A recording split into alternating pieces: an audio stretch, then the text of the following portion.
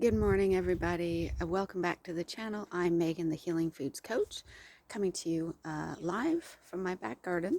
I hope you're all doing well on this beautiful Friday, the 18th of April. Good Friday. Happy Easter to everybody. So, why am I making this video today? Well, I was feeling motivated and inspired, and I'm off work. So, seemed like the perfect combination of things. And you know what? I want to give you guys a glimpse as to kind of what my mornings might look like in the first thing, which is why I'm in my robe outside. It's actually quite nice out today. It's a bit gray, but that's okay. We're supposed to get a bit more sun later today. And do you know what? We all kind of, I think, look similar first thing in the day. But this is me. Au naturel. No makeup. No filters. Just wanting to share with you guys an update. So, I know I didn't upload any content last weekend. I actually had my son visiting, our son, my husband and I, our son, visiting from Canada last weekend. And so, therefore, I wasn't making content. But today, I wanted to take the opportunity to thank you all for your support and wish you all a happy Easter and make a quick video. So here goes. So Easter. Now, it's one of those holidays where we automatically do associate it with the spring sounds you hear in the background, the birds chirping and the wind and the breeze and, somewhat nicer weather, and also with lots and lots of sugar and chocolate. Now, just to make you aware, I'm kidding, obviously. I'm sure you guys already know. Sugar is not required, okay? Chocolate and sweets and carbohydrates are not necessary. We enjoy them, usually to our great detriment, but they're certainly not part of what would be considered a proper, healthy human diet. And I mention that because for many years, you know what I looked forward to the most about Easter? The chocolate. It's hard not to. It's everywhere. It's in all the advertising. It's in all the posters. It's in all the, grocery stores, convenience shops. Have an Easter cream egg. Grab chocolates as you go. Bring chocolates to your friends. Put chocolates out for your children. And yet, ever since I've been eating this animal-based way of life and avoided sugar, processed sugar, and cut out all the other carbs that either A, were completely not good for me, such as the ones in packages, or simply were really bad for me because I was metabolically unhealthy, even if that included, the more lower carb versions of fruits and vegetables. Ever since I've done that, I have felt amazing. And you know what Easter is for me now? Honestly, breakfast for me at Easter time is the same as every other day. So what did I have today? I had my favorite. A couple sausages with a couple of eggs fried up in the skillet. Large cup of decaf coffee. A little bit of butter in there just to make it even tastier. But otherwise, that's my Easter special treat. And why do I share that? Because I have been where you are. Absolutely. I've been there most of my life. It's only been in the last 4.5, 5 years that I finally managed to change things in my diet. And it's amazing how much change can happen when we start with nutrition. If you didn't already know, I was 100 pounds overweight, 45 kilos for those of you who are metric. I was dealing with severe fibromyalgia, flare-up pain. I was dealing with horrible IBS, obesity, fatty liver disease, stage 1 chronic kidney disease, which I still have, but I've prevented it from getting any worse. I was dealing with underactive thyroid, so hypothyroidism, severe anxiety, depression, an eating disorder, bulimia in my case, and overall just feeling awful, chronic pain all the time, everywhere. I was in a wheelchair for almost 9 years. I had to stop working 8 years ago because I simply couldn't get to work, do the work. It hurt too much, and I had horrible brain fog. The inflammation, the pain, just all of it at once, and it was too much. And I had no idea what a drastic impact the nutrition part of it was. When I fixed that, so many things improved. So many things. Now, I also believe that when we can start to have some movement, whether it's standing outside on a beautiful spring day, whether it's taking a walk around the block, whether it's going out with your dogs, whether it's taking walks with your friends, whether it's long walks or short walks or just moving around the house, doing the dishes, sorting laundry, running the vacuum, whatever it is, any sort of movement is always good. Even if it's small bursts, very short amounts of time or more of it. It's all good because we don't want to do far too much and raise our cortisol, but we also don't want to do anything at all, right? Movement is good. It helps boost our mood. It helps just keep our flexibility, range of motion. And for somebody who for almost 9 years had almost none of that, it's a huge, huge plus. For those who didn't know that about me. So there's something about me I wanted to share. And yet today I work full time. Now I work in a call center. So I'm on the phone all day, but I stand up regularly at my desk. I get out and walk on my breaks. It doesn't even have to be far. I walk from one end of the office all the way to the other when I'm getting myself a drink or going to the bathroom, whatever it is. I get up and I move. And I have a good 12-minute walk from home, down a steep hill, and then up a steep hill when I come back. So it may not seem like a lot, but you know what? It's something. And sometimes I get out and go for a short walk before work, if I'm in the mood. My point being, even little bits have been helpful. And now I'm at a healthy weight, and now I'm feeling energized. Now I feel like I can face almost everything that comes my way. With God's help, obviously, with prayer. But, I can go after the things. Finally, it's taken a while. My rosacea is starting to finally heal.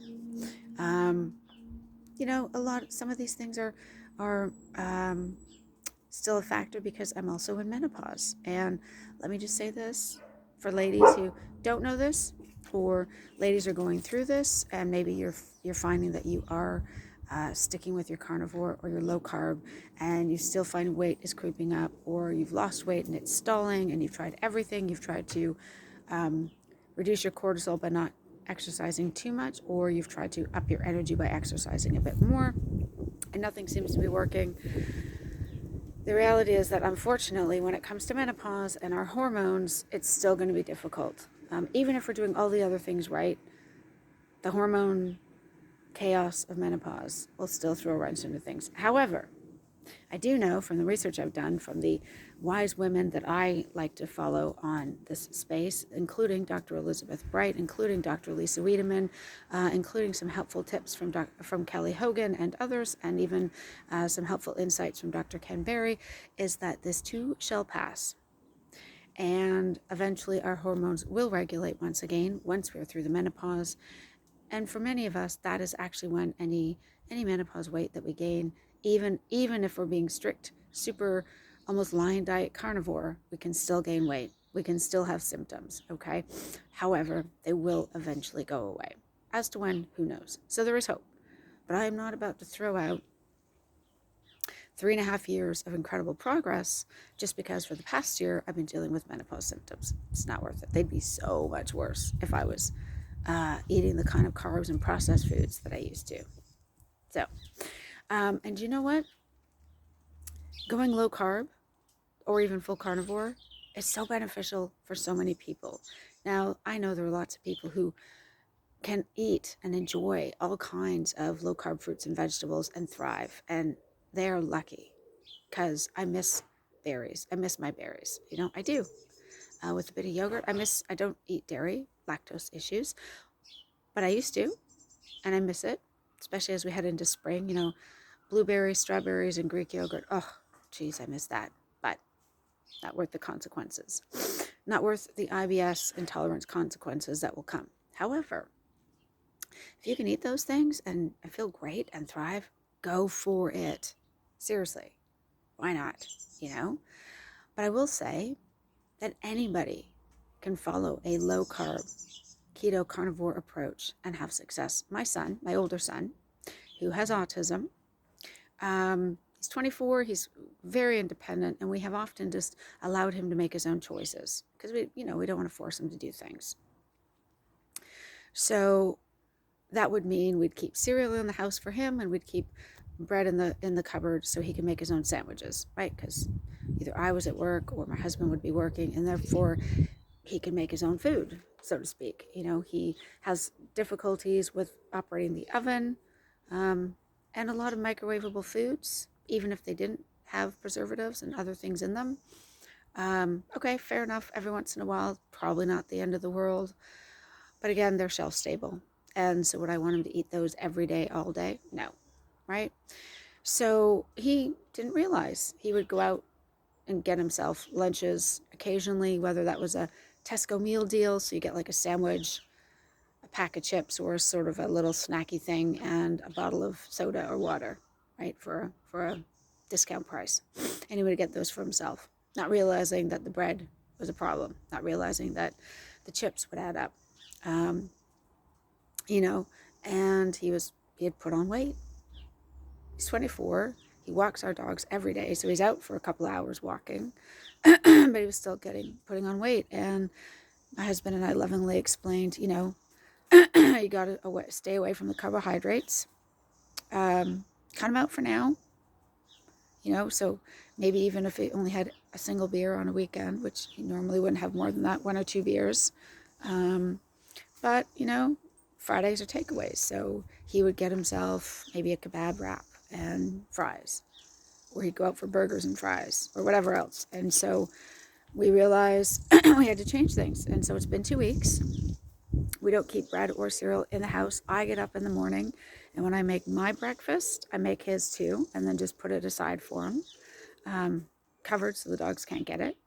And then he has bacon and eggs every morning. Occasionally I'll make him an omelet, but generally he gets bacon and eggs for breakfast. And you know what? In 2 weeks, he's already down 8 pounds just by cutting out the processed stuff and the carbs. And he hasn't complained once. He understood why we wanted him to do it. He understands about the dangers of how carbs, processed foods and carbs, if he's not careful, can potentially lead to him developing type 2 diabetes when he gets older, which he doesn't want. So he went with it. And he's been great, and he hasn't complained. And lunches is always like a deli platter. So there's all kinds of sliced cheese and lunch meats, little pepperoni sticks, and he just throws a whole bunch of that onto a plate, maybe hard-boiled eggs, and that's his lunch.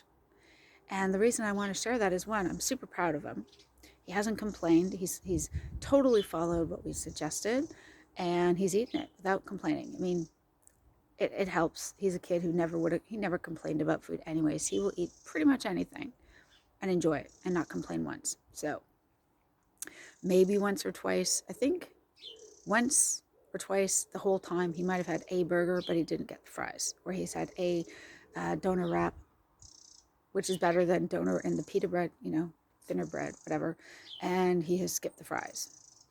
And he doesn't drink beer at the moment, just because he wants to stay away from the carbs, get his weight to a healthy level. And already he looks so much slimmer, and he's already, so much of that was just bloating and water retention weight. But good for him. You know what? I'm proud of him. And the reason I want to share that is pretty much anybody can try this and find results and find health. And, by the way, if anybody out there is interested in coaching sessions, I'm still having I still am offering some special discount rates at the moment, and I'm available on weekends. So please do get in touch if you're interested. You can either go to my website, which is www.healingfoodscoach.com, or you can email me, megan@healingfoodscoach.com. I just want to put that little plug in there. But, it just shows to me that a proper human diet can work for anybody, whether you have special needs like autism, whether you have restrictions because of allergies or sensitivities, whether you have maybe you need help, you don't like to cook, but if you told somebody to make stuff for you, they'd cook it for you, and then you can just heat it all up. It is possible. It doesn't have to be steaks all the time. It can be. But you can also do ground beef. You can do bacon, eggs, sausages, chicken. You can do fish, seafood. And don't forget eggs, and don't forget butter, and beef tallow, and ghee. And there's always so many options. It isn't simply just you have to eat lamb or you have to eat steak. Those are great options. If you like them and you can afford them, go for it. But deli meats, slices of cheese, pepperoni, or pepperami as we call it here, all of that can be a factor in a carnivore diet. If it comes from an animal of some sort, whether directly or as a byproduct, it counts. And again, that's if you want to go full carnivore. If you are somebody who you want to leave in some non-starchy, low-carb vegetables and fruits, because it works for you, go for it. You know, my last video was about this amazing carnivore food pyramid that's now out and available. This is following the Harvard carnivore diet study that was published back in November of 2021. Check out my last video. Definitely check out the guys who originally made the video, because they're amazing. And I know we may not have that exact pyramid here in the UK, but that doesn't mean we can't rely on this low-carb carnivore food pyramid. Many of us do it already. We didn't need to wait for the pyramid to be published. But my hope is, now that the pyramid's out there, we will be able to have a real engaging discussion, trying to show the mainstream that, look, obtaining 55% of our calories from carbohydrates is not the way to go. The world globally is at an all-time high for type 2 diabetes, obesity, cardiovascular disease, cancers, and many other issues. Okay, this is clearly the wrong thing to be doing. We need to eat less of the carbohydrates, particularly the super starchy kind, and more of the foods that we've eaten forever. Animal sources. They're not the enemies. And I'm just glad that this carnivore low-carb food pyramid is out there to show that, for people who don't know otherwise. For those of us who know it and practice this, we already know, so it's good. But make sure you check it out, because I think it's amazing. And I don't know how long it'll take before the UK catches on. Hopefully not long. But even if we don't, the information is global, right? And I really hope that this video has been informative and helpful. And again, just to say, really, I know I'm repeating myself a little bit, but I think it's important, and that is this, that it can be helpful and beneficial to anybody, any stage of life, regardless of whether you may have disabilities, physical, mental, otherwise. It can be really helpful and really, really healing. I mean, you know, given the fact that this was a low carb specifically has always been prescribed for people who suffer with type 2 diabetes and obesity. The ketogenic diet has been prescribed for a very long time, over 100 years, starting with people with epilepsy, particularly children. And also, carnivore is useful for looking after so many health issues as well, especially for people who have intolerances, IBS, or allergies to fruits and vegetables or plant materials. So, I don't know, I think we're on the cusp of something great, you guys. I hope you all have a fantastic, amazing, encouraging, wonderful Easter weekend. And remember, you don't have to buy the chocolate. You don't have to have all the sugary stuff that we promote, but feel free to enjoy lamb or ham, or some people do turkey at Easter. It's true. You may enjoy steak. You may like to have just some bacon and eggs and sausages. I don't know, whatever works for you guys. I hope you enjoy it. I hope it's a wonderful weekend. Hopefully a chance to take a break. I hopefully get some time off work. If not, then I hope your work days go well. Thank you so much for all your support and encouragement. And again, if you're interested in coaching, I do have spaces still available. Please get in touch. I would love to work with you. And I look forward to seeing you guys in the next video. Bye for now. Enjoy.